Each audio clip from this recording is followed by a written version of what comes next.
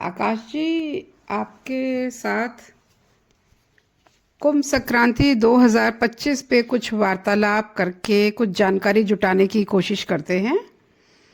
पहले तो ये प्रश्न में जानने की कोशिश करेंगे कि कुंभ संक्रांति 2025 का मेन रीज़न क्या है, क्योंकि हमने मकर संक्रांति तो सुनी थी, ये वाली संक्रांति नहीं सुनी थी।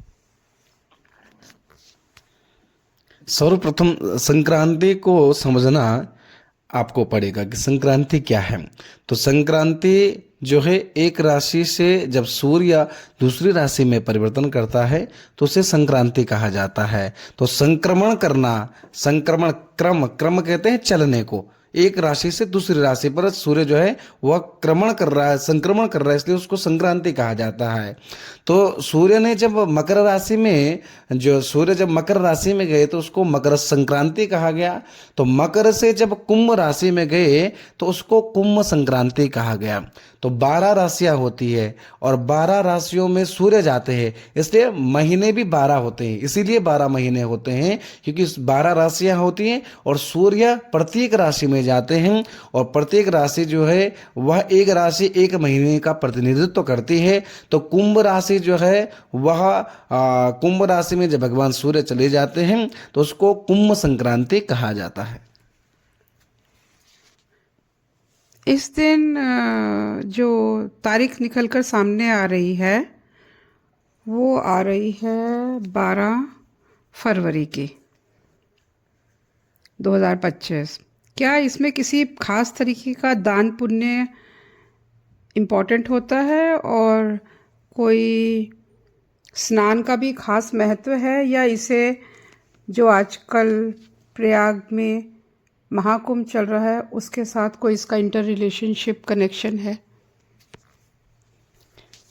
वैसे तो कहा जाता है कि प्रत्येक संक्रांति को जो है अगर गंगा स्नान हो जाए तो अति उत्तम है। लेकिन कुंभ से आपने प्रश्न किया कि महाकुंभ जो प्रयागराज में चल रहा है तो उससे संबंधित हम नहीं कहेंगे। क्यों? क्योंकि माघी पूर्णिमा का संबंध तो स्नान महाकुंभ के स्नान से है, लेकिन कुंभ संक्रांति का जो स्नान है वह महाकुंभ के स्नान से संबंधित नहीं है। तो जो स्नान 5 स्नान जो मुख्य महाकुंभ के कहे गए हैं, जिसमें 3 स्नान जो शाही स्नान हुए और चौथा यह माघी पूर्णिमा का जो स्नान है वह होगा, क्योंकि माघ का जो महीना होता है वो स्पेशल स्नान के लिए होता है, इसलिए इसका प्रत्येक दिन जो है स्नान किया जाता है।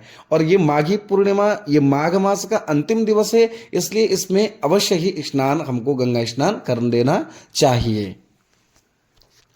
और अगला जुड़ा हुआ प्रश्न इससे आकाश जी ये है कि कुंभ संक्रांति का पुण्य काल और महापुण्य काल किस टाइम पर आ रहा है? कुंभ संक्रांति का पुण्य काल 12:35 से 6:09 तक होगा और कुंभ संक्रांति का जो महापुण्य काल होगा वह दोपहर 4:18 से शाम 6:09 तक होगा। और कुंभ संक्रांति का जो क्षण होगा और रात 11:04 पर होगा। दान का कोई खास महत्व? कुंभ संक्रांति के दिन कुंभ चूंकि शनि से रिलेटेड राशि है, इसलिए शनि से संबंधित, शनि ग्रह उसको शांति के लिए जो है, इसलिए इस दिन जो है दान किया जाता है। तो शनि से संबंधित वस्तुएं, काली चीजें, काली वस्तुएं, काला कंबल, काली दाल और तेल का महत्व इस दिन है, इसलिए अधिक से अधिक जो है इस दिन तेल का दान जो है वो भगवान शनि महाराज पर किया जाता है। और शनिदेव की नाराजगी दूर करने के लिए, अगर आपकी कुंडली में शनि अगर क्रूर होकर के बैठे हो तो शनि को जो है प्रसन्न करने के लिए जो है, इसलिए इस दिन जो है दान किया जाता है। क्या इसमें आपने बताया कि तेल का दान करना है, क्या कुछ दान जैसे कोई फटे पुराने कपड़े, जूते, ये तेल के दान का विरोध भी करा जाता है क्या? बिल्कुल, ऐसे दान कभी नहीं करना चाहिए। फटे पुराने कपड़ों इत्यादि का दान हमको कभी भी करना नहीं चाहिए, क्योंकि इससे जो है शनि देव की नाराजगी हमको झेलनी पड़ती है, क्योंकि कई लोग हम देखते हैं कि लोग फटे पुराने कपड़े और स्नान के बाद जो पहने हुए जो वो गीले वस्त्र है उनको छोड़ करके नदी के किनारे जो है वो चले आते हैं कि बोले वो हमने वस्त्रों का दान किया।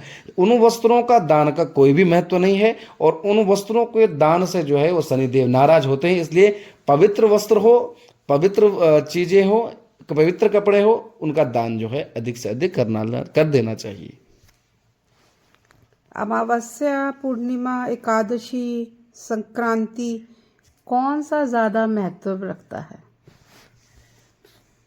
जिस प्रकार की कामनाएं होती है उस प्रकार के अलग अलग दिन सुनिश्चित है। अमावस्या पितरों से संबंधित है, पितृ कार्य अगर कोई करना है तो वह अमावस्या तिथि को कर लेना चाहिए। अगर किसी को पिंडदान करना है, तर्पण करना है तो अमावस्या तिथि को कर देना चाहिए। संक्रांति के दिन जो है दान पुण्य किया जाता है वो ग्रहों की शांति के लिए किया जाता है। पूर्णिमा का जो पूर्णिमा का जो दान इत्यादि होता है वह आपका शारीरिक शांति के लिए, शारीरिक रोगों को दूर करने के लिए, इसलिए पूर्णिमा का जो दान पुण्य है वह किया जाता है। क्या ये जो तिथि तय हुई 12 फरवरी 2025 की किसी पंचांग के अनुसार तय होती है? बिल्कुल, अलग अलग जगहों पर अलग अलग पंचांगों का महत्व है। अपने उत्तराखंड में अगर हम देखें, और यह जो उत्तरी क्षेत्र है इसमें पंचांग जो है वह वाणी भूषण का प्रयोग किया जाता है। कहीं पर पंजाब जैसे क्षेत्रों में वहाँ पर दिवाकर पंचांग का प्रयोग किया जाता है, और कई अन्य अगर डिजिटल पंचांग हम देखें तो दृक पंचांग और हिंदू कैलेंडर जो है इनका प्रयोग किया जाता है। तिल का दान और ब्राह्मणों का भोजन, ये क्या परंपराएं पुरानी हैं, प्राचीन काल से आ रही हैं? बिल्कुल, क्योंकि ब्राह्मणों का जो मुख होता है वह ब्राह्मण बोले भगवान जो है किसके मुख से खाते हैं, तो कहा जाता है कि ब्राह्मणों से मुखमासीत बाहो राजन्यः कृतः, कि विशाल भगवान का जो मुख है वह मुख ब्राह्मण है। इसलिए ब्राह्मणों को भोजन कराने से यह तात्पर्य है कि ब्राह्मणों के द्वारा कराया किया हुआ भोजन जो है वह भगवान जो है वह खाते हैं। इसलिए जो ब्राह्मण के मुख में जो पड़ता है वह डायरेक्ट जो है वो भगवान के मुख में पड़ता है। इसलिए ब्राह्मणों का भोजन जो है वह अधिक महत्व रखता है। किसी भी पर्व में ब्राह्मणों का भोजन जो है वह करा देना चाहिए। और तिल इत्यादि दान जो है वह अनादिकाल से ये परंपराएं जो है वो चली आ रही है। इसकी पूजा विधि क्या रहती है कुंभ संक्रांति की? कुंभ संक्रांति, चूंकि संक्रांति सूर्य भगवान से जो है वो रिलेटेड है, इसलिए सूर्य की उपासना जो है इसमें करनी चाहिए। तो सूर्य भगवान को अर्घ्य प्रिय है, इसलिए भगवान सूर्य को अर्घ्य देना चाहिए। उनका 12 प्रकार का जो सूर्य नमस्कार है वह करना चाहिए, परिक्रमा एक कर देनी चाहिए। तो इत्यादि सूर्य के मंत्रों का जाप, ह्राम ह्रीम ह्रोम सा सूर्याय नमः, आकृष्ण रसा इत्यादि मंत्रों का जाप जो है इस दिन हमको अवश्य कर देना चाहिए। मुझे उम्मीद है हमारे श्रोताओं को ये जानकारी फ़ायदेमंद साबित होगी और वो इसका सदुपयोग करेंगे। सबको संक्रांति के पर्व की शुभकामनाएं, सभी देशवासियों को इसकी शुभकामनाएं। मानव जाति का उद्धार हो। आकाश जी, आपका भी बहुत बहुत धन्यवाद और आपकी टीम का भी बहुत बहुत धन्यवाद। इसमें बहुत ज़ोरों शोरों से आपकी टीम ने काम करा है, तभी ये पॉडकास्ट बन पाया है। Thank you very much.